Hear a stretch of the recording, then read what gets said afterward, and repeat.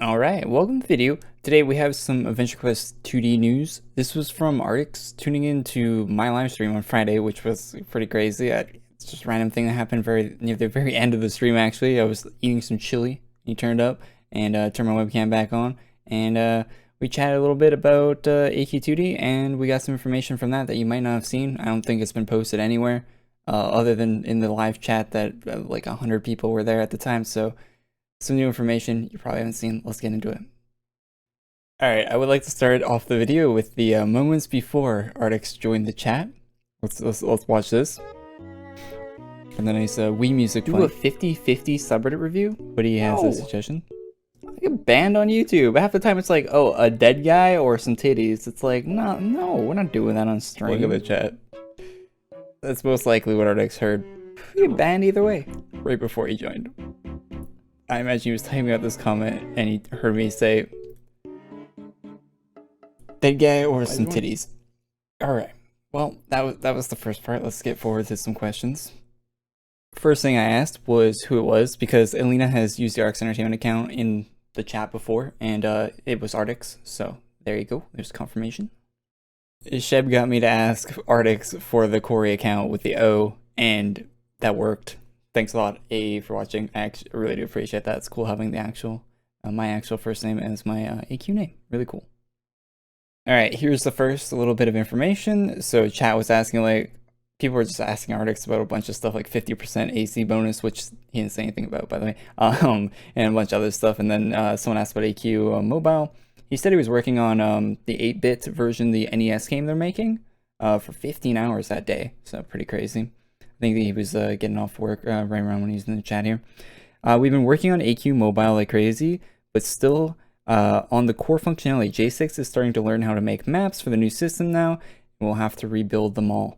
So if you're unaware about AQ2D, so the way maps work in Adventure Quest Worlds, where you like load into one area and then like you hit like the arrow and it puts you in the next area of the map and the next area, right? It'll all be one map. It's like no loading, like it's just one seamless map. So they're gonna have to completely remake every map that you know about. So it all has to be completely redone. They can't just port over the maps we already have. They have to completely remake them. So there's that. So I was talking about the scrolling maps thing, and then Artix brings up, yes, the new engine supports scrolling, parallax, and is built on the server rewrite, which is going to be bad for the ongoing joke. So there you go, some more information. Alright, so if you're not familiar with AQ2D, Artix goes in a little bit more detail here. He says, it'll let you log in with your character, you'll have your weapons, but the rest of the game will be completely rebuilt. So the only thing you're taking over to the new game, Adventure Quest Worlds, the only thing you're taking over is your character and your character's items. That's it. The whole rest of the game, like Battle-On will be different, all the maps will be different, story will be different, quests will be different, farming will be different, everything will be different. Which is kind of weird because I don't know how that's going to work with classes and stuff like that, and it doesn't even get explained in this, I'm pretty sure, but very interesting stuff there. And if you weren't aware about that, that's AQ2D is a new game. It's not just Adventure Quest Worlds on your phone. It's a completely new thing. I asked about classes, and he said they would be extremely similar, which means it might change in some ways, like the range multi-target ones might not work on the whole map. Like maybe if they work for a whole room in AQW, they're not going to work for like the whole map and the new one. Like I imagine stuff like that will be different, but yeah, it's mostly the same. Okay, I feel like it's important to have my audio from the stream for this one, just because I want all the context for the reply. Here you go. But the rest of the game will be completely rebuilt. Oh, do you guys have an idea of how classes are going to work? And like, let's say I have a 50% damage boost in this game. That's not going to go to the next game, right? Like, it's going to be a new thing with new stuff in it, right? Damage boost? No. So, your damage boosted items, weapons, armors, capes, most likely will not work. They can change their mind on that. I hope they don't, honestly. I hope it's a new game with new stuff to farm, new items. Keep your cosmetic whatevers, but I hope all the stuff's new and they rebalanced it to the point where there isn't a 50% damage boost that you have to equip with no other option. It's kind of silly if you want to like min-max your build. So yeah, good change in my opinion, but you're allowed to have your own on that one, and I think some people will not like that. But anyway, moving on. Someone in chat asks when AQ2D was coming out. Official answer is when it's ready o'clock, so they still have no concrete dates or anything like that for it if you're interested in that. So the next thing Arctic said in the chat was, if we could port it 100%, we certainly would have liked to. But since that is impossible, we are going to improve any part we rebuild. So really cool. All right, next question. I asked if there was going to be a Kickstarter or if that was still planned, because they've said in the past that there would be, and I asked if that was still something they were going to do. The reply was definitely will be a Kickstarter, but not until the alpha is functional, and we need funds to hire a bunch of people to convert the armors. I assume by armors they mean like armors, weapons, helmets, capes, pets, stuff like that. So yeah, that's an assumption at least. But yeah, cool stuff there. So still a Kickstarter. Maybe set aside some money for that. And yeah, cool. This was interesting to me. I brought up for AQ2D, are they going to be changing business models? So right now they have ACs, membership, and stuff like that. For AQ3D, they added timers. This is what I said. And I was wondering if those were going to make an appearance in Adventure Quest Mobile. And Arctic said, yeah, I'm not a fan of the timers either. So you can interpret that how you will. I really hope there aren't timers or anything like that in AQ3D. I hope, or AQ2D is what I said. AQ3D too, why not? They're already there though. So yeah, that's good. I hope the monetization for Adventure Quest 2D, the new mobile game, is just ACs, and that's it. Just release cosmetics, people buy the cosmetics. Seemingly Fortnite does it basically. You release new content, keeps the players there. You release new cosmetics, they buy the cosmetics, they keep playing the content. I feel like that's the best business model for any free-to-play game. It's most fair for the players, and yeah, that's what I think they should do. And maybe get rid of the membership system, maybe keep it. You can keep it, I guess, but yeah, I hope that's what they do. I talked about real-time lighting and how cool that would be in AQ, which it would be definitely. Already said we could do real-time lighting, but we'd have to paint every asset to determine how to catch the light. They're talking about UV maps. I don't know the dev term for it, but there's a certain thing that where there's like a property on top of the texture that determines how it catches light, and they would have to add that to every armor they previously made, which would be a lot. It would be possible, maybe a Kickstarter goal. But a lot of work, definitely. If we build it from scratch and not port it over, we could do all of that. Now, yeah. So, yeah, I talked about lighting. It seems like they're not doing that, which is kind of sad, but hey. I also talked about reflections, and Arctic said they 100% could do them. Didn't give me a no on that one, so, you know, anything to make the game look a little bit nicer would be cool.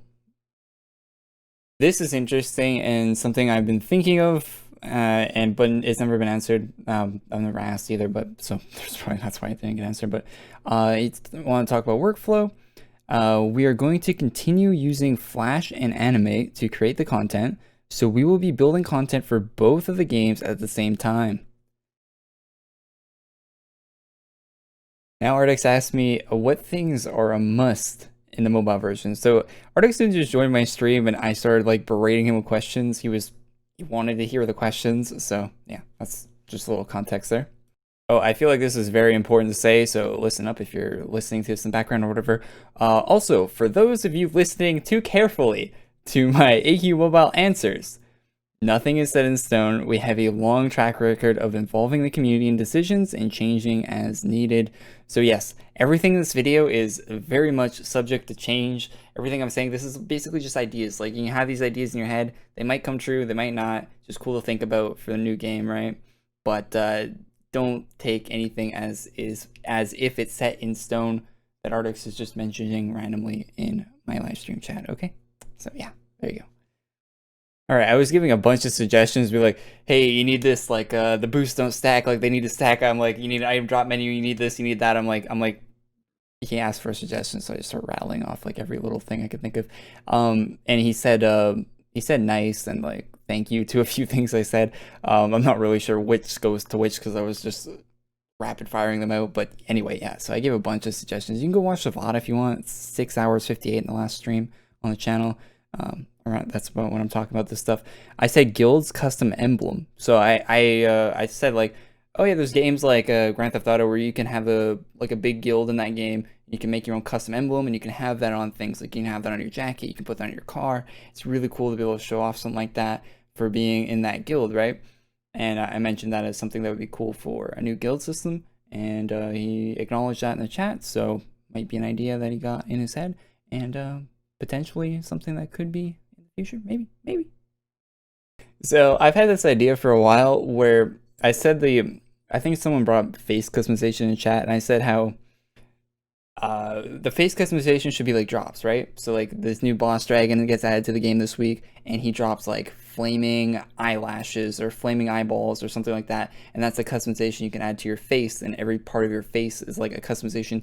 And like maybe in the shop they have like, oh, there's a new some new earrings for your ears, or here's some new eyeballs, some new like just like little face parts you could change on your face that were like drops and stuff you could farm in the game or buy or whatever. I think that'd be really cool. Having like a piece by piece system for your face, and it like gamifies the face customization to an extent, rather than most games that just have like sliders and it's really boring and yeah, not that fun.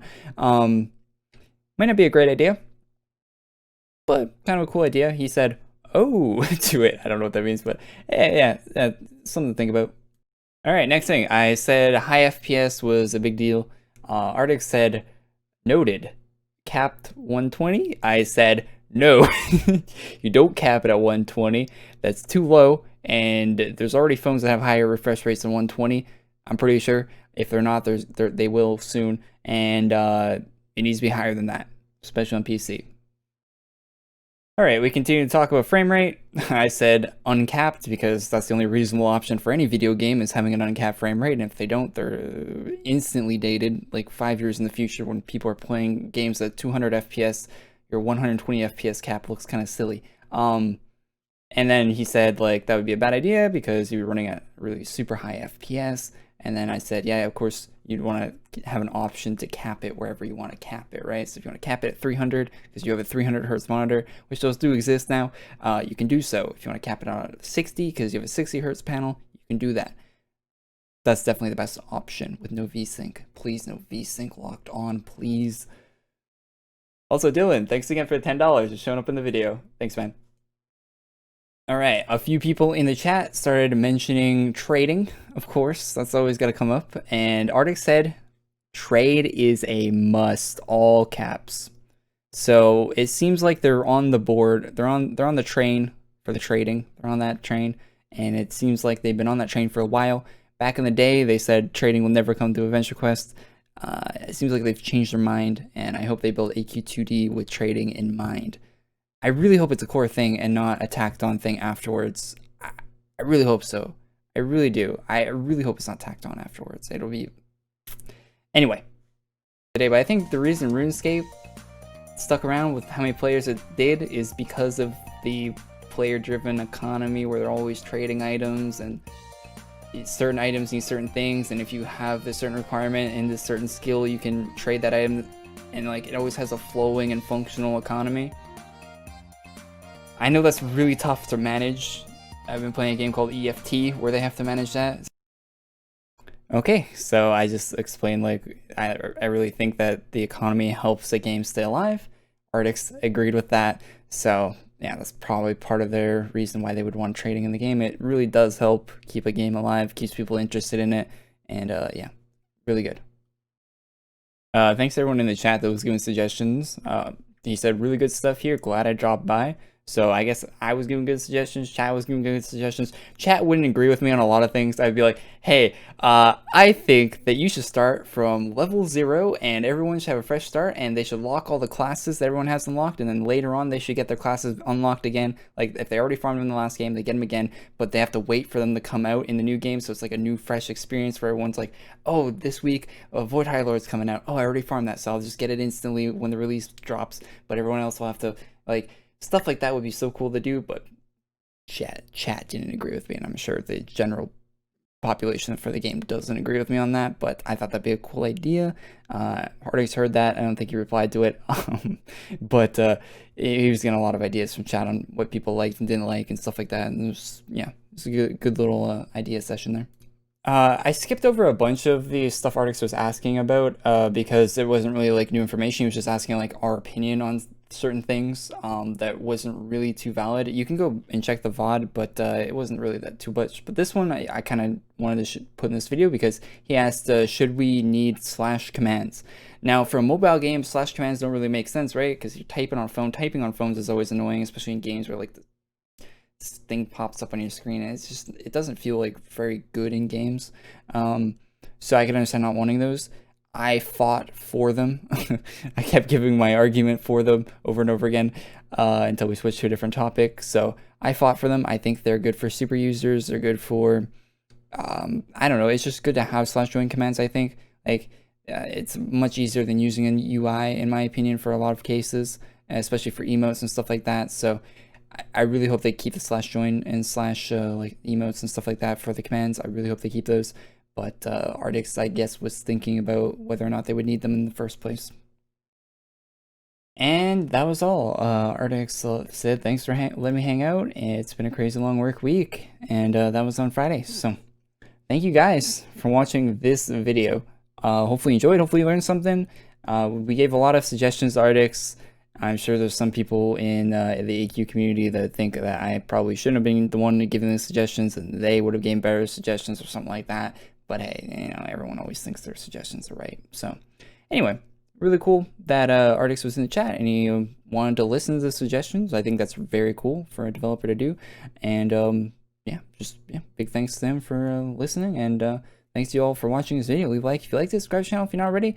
For we'll be covering all the new AQ2D content. If there's any little bits of news or anything like that, it'll be in the news videos on Thursday for the future on this channel. I might be sure to put them at the beginning of the news videos too, because I know people are interested in that stuff. And yeah, can't wait to see the Kickstarter for this game and the alpha and stuff like that for AQ2D. And yeah, thanks for tuning in, guys. Have a good one.